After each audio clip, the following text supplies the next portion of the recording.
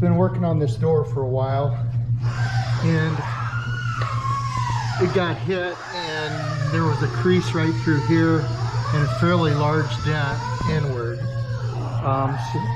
So what that did was stretch that metal so much. I've worked on it to get it to lay flat, and you can see my straight edge here. There's a gap about, oh, maybe strong 8, 3/16 down through there. I just can't get pulled out. I pull it out and then something's high in a different area. This has been stretched so much that I can't get it flat. Hammer and dolly. Also heated it up and tried to shrink it in areas. So I've decided I'm going to go ahead and just cut that piece out. I've got a new panel made here. You see it fits good around the fender. I've got it marked, and I've got a little flange on the end here. Okay, I got my piece cut and fit, and I've got the old piece completely cut out of the door, and you can see my seam there fits nice and tight all the way through. I've got it clamped in place and a couple magnets on the back side right now, and so my straight edge here, you can see it's perfectly flows through there perfectly now, like the rest of the door. So next step, start tacking this, just work my way around and weld her up. Okay, I got my patch in, and it's laying flat. It's in line with the fender.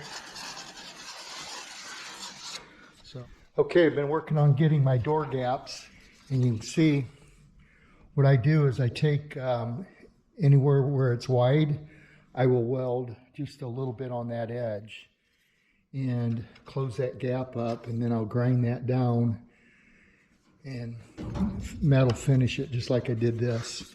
You can see my door is fitting flush with the fender. Everything lines up down through here really nice. Very little filler is going to be required on these. The other thing I do is a lot of times these 2 points don't line up right here. There's obviously, if you look at these 69, 70s, and I probably just about every Mustang, early Mustang, these two panels don't align, or there's a bigger gap up here. And a lot of times this one doesn't align with this as you come around this corner. This is in or out. So the way I fix that is I put a screwdriver in there, and then I'll pry that out and take a hammer and just form this edge right here. Just tap on it until I get it to fit the same radius here. So, okay, Dylan's got the weld done here, and it doesn't look too bad. It's a little wide right here yet, but the rest of it's pretty decent. So I'm gonna tack this up here some more. Put a piece of wire on there and weld it in place. Close that gap up. And the other thing I showed Dylan, he's not working today, but we discussed this, and I didn't get it on video. So you can see how this door is really dipping in at the end. When you put a straight edge on there, that's in a bunch. You get up here and it closes right up. It's running flat. So as I told Dylan, that's really wide right there. As I told Dylan, when you weld that, it shrinks it, pulls it in, and it puckers it, or pulls it backwards. So I'm going to get on the back side, hammer dolly this, and get it pulled out to where that's laying relatively flat, because we don't want a real wide edge here. If you'd fill that, you could see how wide that edge would be. So I'm going to close that in, and then when I adjust the door a little bit more, I'll weld this in, and this door will be ready to block out.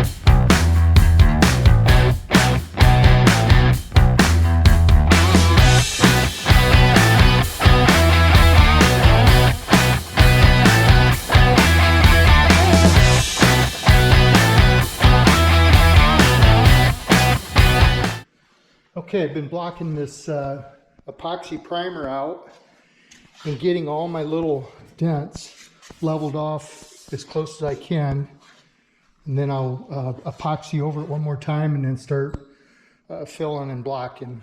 But you can see my door margins, all my gaps are right on the money. I don't want to use filler to fill my gaps, so I weld the edges and get them running perfectly all the way down, top to bottom. Then some of these dents, obviously you're not going to get perfect, but I get them really close. I'll fill over them later. You can see my panels are lying perfectly here as well, all the way down through, so I don't have to build one side up or the other to make them match. So I've run into a little oil canning here, and you can see top of this fender is really nice and solid everywhere. Same with the other side, except for right here.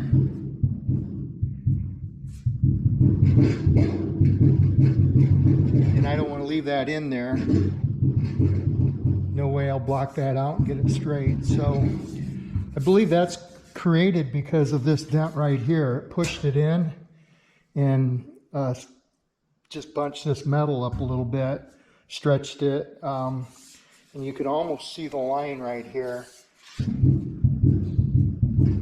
So what I'm going to do, I'm going to get on the back side of this and bump it this way, and then I might even bump this flange that way and see if I can't get that to stretch out and get rid of that. Okay, I'm going to take a hammer and dolly. I'm going to use the dolly and put it on the back side here and see.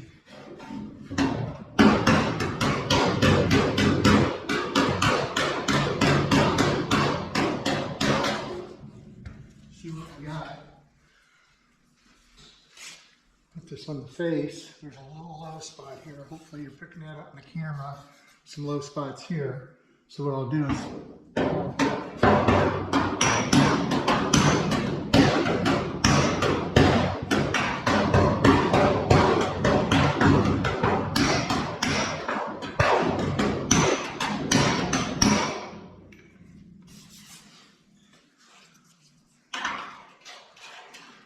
okay, I got that pretty good.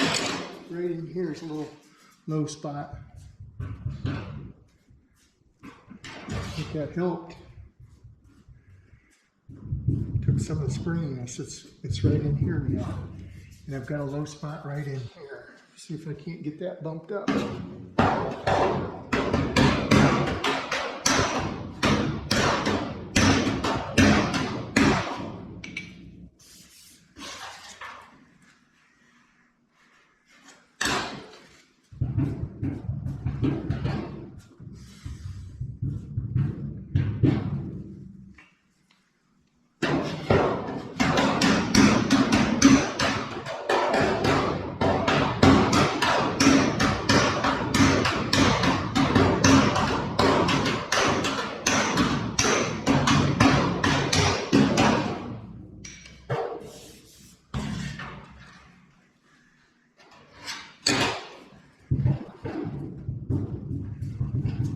hit on that flange there.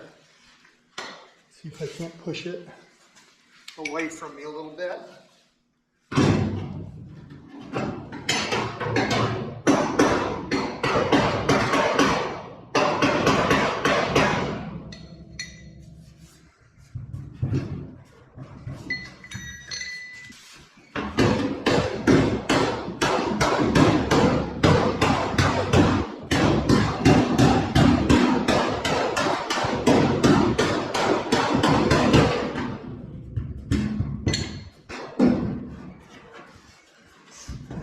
Bunch. It's tight here. Just a little bit right in here yet.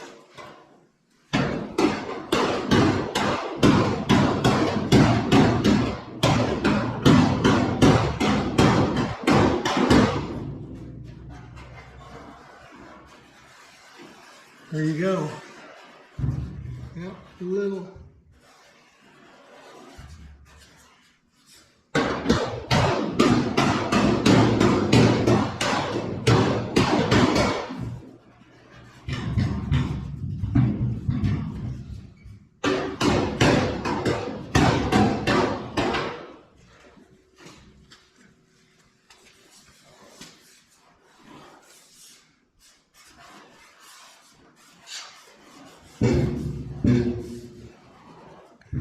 Sometimes you have to chase it a little bit. You can see there's a low spot here, a low spot here, and then this area right here is high, ever so slightly high, but I can see it. You have to read your panel, try to chase those out of there.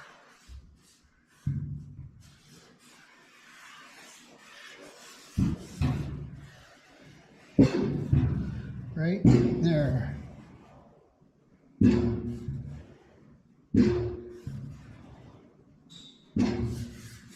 Gotta get a different hammer. Okay, I just went and got a different hammer. It's flat on the end there. And what I'm going to do is get it right on that edge down below and tap it. Try to push that edge that way just a little bit.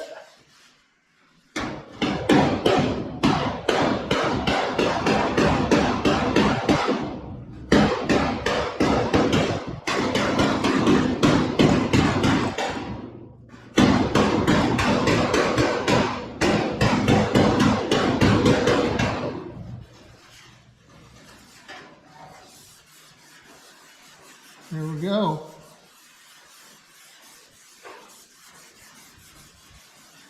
That did it. Stretched it out. Okay. Keep blocking this out, and then I'm going to epoxy everything, and then I'll skim coat and block my filler off. Get her nice and level. So hopefully that little tip will help somebody. Okay, so I've pretty much got all the metal work done, and I've blocked out, rough blocked out everything. Got all my dents out nice and level, as good as I can get them. Got all my panel gaps, pretty much perfect here. And you'll see there's no filler at all on these edges. I've welded and filled them, and you know, like this area here I've got fitting really nice. So just about done blocking it out for the first time. This is just epoxy primer. So I block it out one time, rough block it, and then I will clean it, spray it with epoxy again, and start skim coating as I need to, and block it out. But you can see my quarter panels, I've got all those welded in. Got my spoiler fitting, trunk deck's all fitting really nice. This is a unique to a Boss 302 or 69 spoiler, I should say, probably on a 429 as well, but it's unique to a 69, and the mounting locations are different. So I've got that all worked out and fitting good. Lays in there nice. As I said, I've got everything blocked out. Spent a lot of time pulling dents and getting those as close as I can. You can see my wheel well flange. That's all finished off. Door gaps, again, they're all consistent. Everything up around the front. I've got a new old stock front valance there, but all Ford parts, everything. There's no reproduction on this car. Not one piece, which is cool. So, probably not going to be updating this Boss 302 for a while. Once I start blocking it, that's going to take a few weeks. So I'll start showing my Boss 429 project. I've got some video on that now, and I'll be showing that on my YouTube channel here for a while. So this is where it's at currently, but it's come a long way as well. So all the metal, or most of the metal work's done on that. I still have to do a little finish work on it, but tear it down and epoxy it one of these days.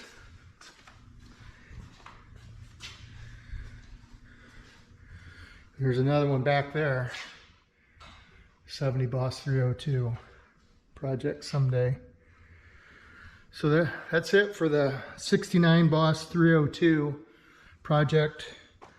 The update on it.